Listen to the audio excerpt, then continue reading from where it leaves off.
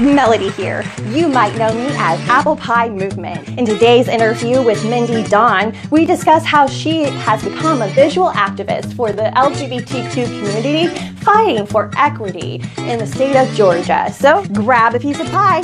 Come on, join our conversation. And what do bow ties mean to you, by the way?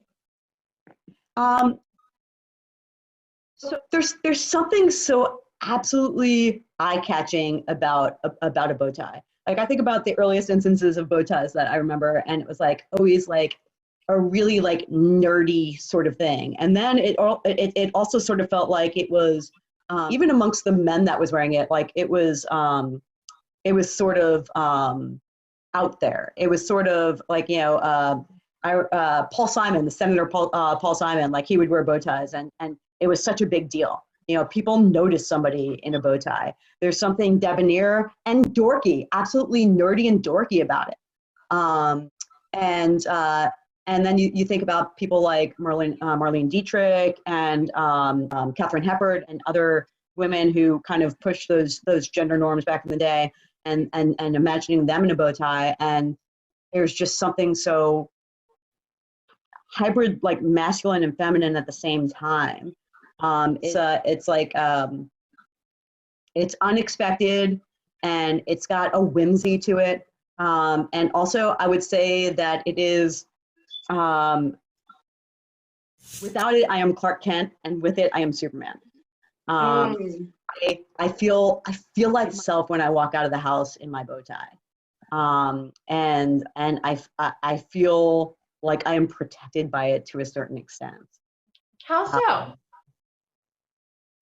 It kind of harkens back to what I was talking about before, where when I meet somebody, I generally assume that I don't have to come out to them. So it's just really that it's not a bow in my hair, it's a bow tie around my neck. It's something that is a very traditionally masculine piece of clothing, and it's an accessory, and I'm wearing it like it's nothing. Also, it's hard to learn how to tie a bow tie. For the first couple of months that I was trying to do it, I would mess it up so badly. I would have to like schedule like an extra 15 minutes before I went to work, because I was dedicated to like at least every Wednesday wearing a bow tie. And it took me so long to get to the point where I can do it without a mirror. I can do it, you know, really easily, really shorthandedly. I would consider myself like, and I've been told that I tie my tie in a way that's different than a lot of other people. So, but it's the way I know, and it works for me, and I'm cool with that. So yeah, there's an intentionality about it, and there's a complexity about it, and there's absolutely a dapperness about it. How does it make you feel like Superman to wear a bow tie? It makes me feel strong. It makes me feel strong, and it makes me feel handsome.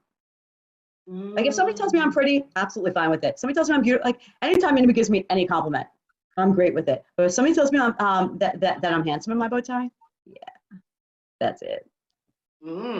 So any idea of coming out with a calendar or anything like that for no. I created that accessory line. If I had the finances to do so, I would just give it to everybody, because I want everybody to be able to, you know, to live their lives with as few impediments as possible. Have you ever thought of branching out into your own fashion line? I actually thought, so here's the one thing is that there is some really great queer fashion out there. It's a really hard and competitive space. And also when you think about specifically around lesbians, women don't make as much money as men.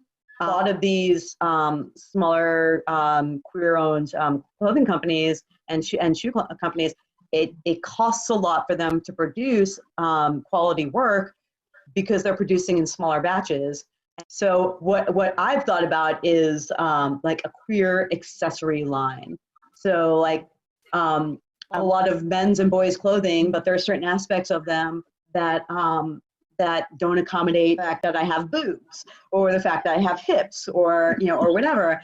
And so I have this idea of creating like a dapper accessory line that helps to solve some of the fashion troubles that we have. Absolutely. Like this shirt right here is Kieran Finch.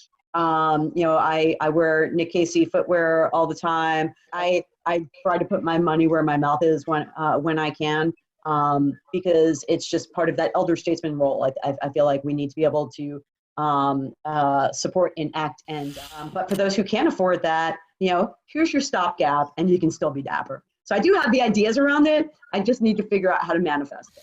So everybody, thank you so much for joining us for another Apple Pie Table Talk. We'll look forward to seeing you again. Thank you, Mindy, for being our guest. It was great getting to know you and spend some time together. We'll look forward to seeing you again. Thank you, Melody. Had a great time.